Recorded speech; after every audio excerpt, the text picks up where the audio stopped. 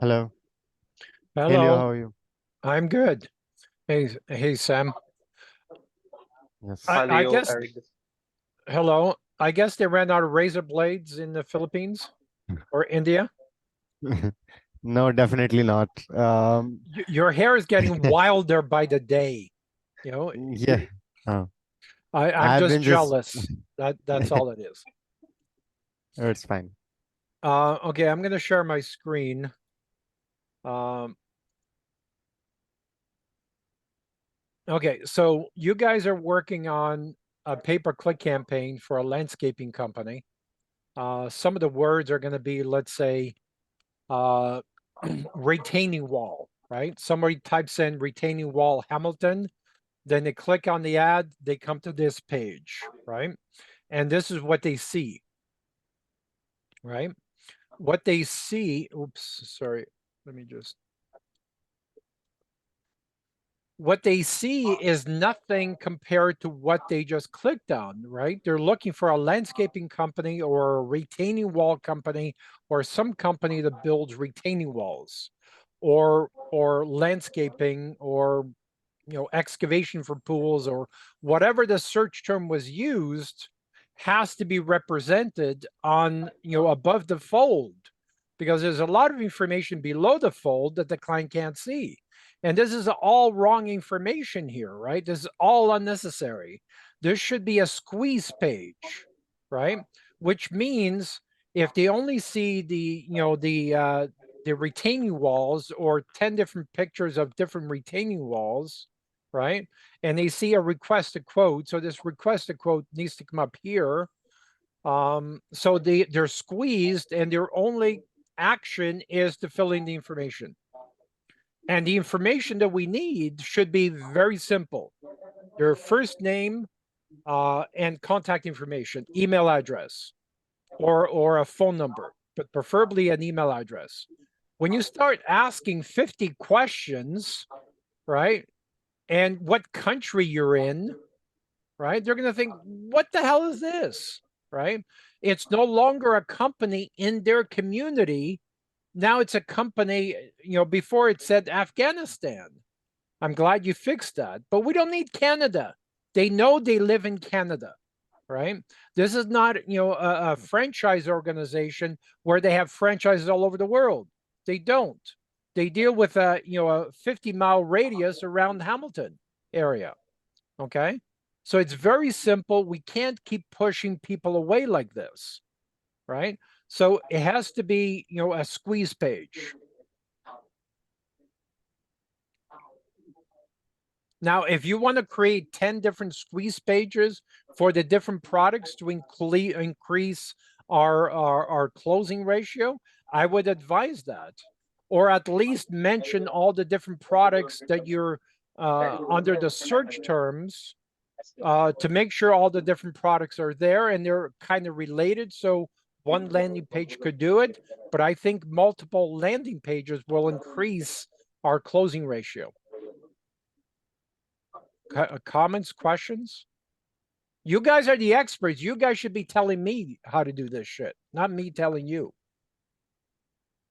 No, so basically, whatever you have told till now, that's all correct. That landing page should consist of, it should be quick and it should pop up like, customer should fill the detail and that's it. It shouldn't be like this much because personally, the day when I took over the campaign, I asked you the important stuff. So I guess you also missed it, and I was also not aware that this landing page was supposed to be linked with the ads, right?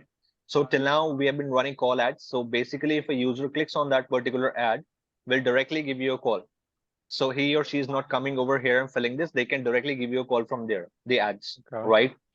The Okay, objective so if right you now want is to that. list the Yeah. phone number as well as the request to quote, that's fine because we don't want to lose people because I don't want to send an email. I just want to talk to someone.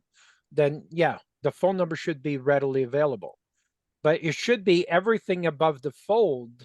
I'm not sure we need anything below here, right? And we don't need these menu tabs here because now they're going to do searching. Oh, what's this company about? And it's too much information.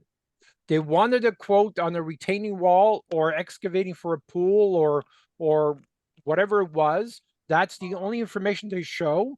They enter their information, and you know, a pop-up comes or an email goes to their email service saying, thank you, we will respond to you within the next, 2.5 hours or something like that. That's it. Got it. That will be done by tomorrow. Okay. Yeah. So should we have one landing page or multiple landing pages based on the To search start with, terms? let's have one landing page wherein, like you mentioned, the form would be squeezed out and it will just be on the very first banner where only the necessary information like name, phone number, email, basic details would be needed and the type of service required. And alongside there'll be a banner, a picture representing all different services. Whatever, just to give customers an idea that actually these are all the services that we do, right? Right. So in a drop down, we can list down all the services. Whatever user selects, you're gonna select the whatever service the user select, you're gonna get an email that this is the particular service he or she is looking for. Okay. And Yeah. the only mandatory field should be first name and email. No other mandatory field. Phone number as well, you don't want it mandatory because I would because the phone number will show. If they want to call, the number will show, and they can just call it. So the only totally understand, but in order, let's take an example of a user leaves their name and email, right? And they don't leave a phone number, and also, they don't click on the call now button.